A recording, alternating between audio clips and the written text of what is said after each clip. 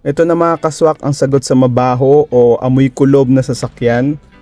Lalo ngayon maulan, madalas na magiging amoy kulob yung sasakyan natin dahil sa mga basang sapatos, basang mga damit, kung naabutan ka ng ulan sa labas, o di kaya basang payong na pinapasok natin sa sasakyan, yun nakakapag-cause ng amoy kulob. O minsan kaya nag-grocery tayo, may mga pinamili tayong isda, ganyan. So yun yung nakakaamoy ng mabaho, nagkakos ng mabahong amoy sa sasakyan.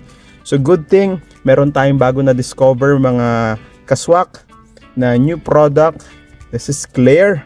This is an antibacterial spray.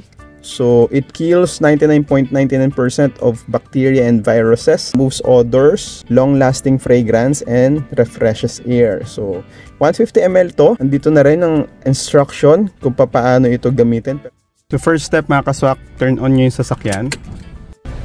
So set nyo sa highest yung inyong fan and lowest temperature ng aircon. So after mga 5 to 10 minutes ng pagpapatakbo nitong ating sasakyan na nakabukas yung ating fan and lowest temperature ng aircon, siguraduhin nyo rin mga kaswak na i-shake mo muna mabuti bago nyo i-spray. Sarado natin agad mga kaswak.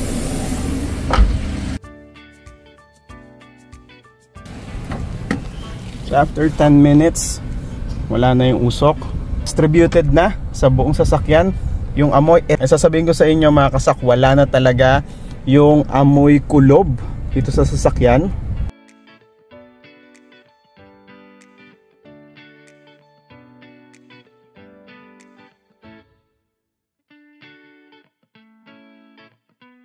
And of course, even dito sa ating mga kwarto.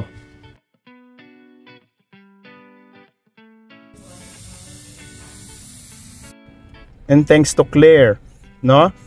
Antibacterial spray. Nawala na yung mabaho or kulob na amoy dito sa ating sasakyan. Gusto nyo umorder, ilalagay ko yung link sa description down below. Okay? See you next time mga kaswak. Bye-bye.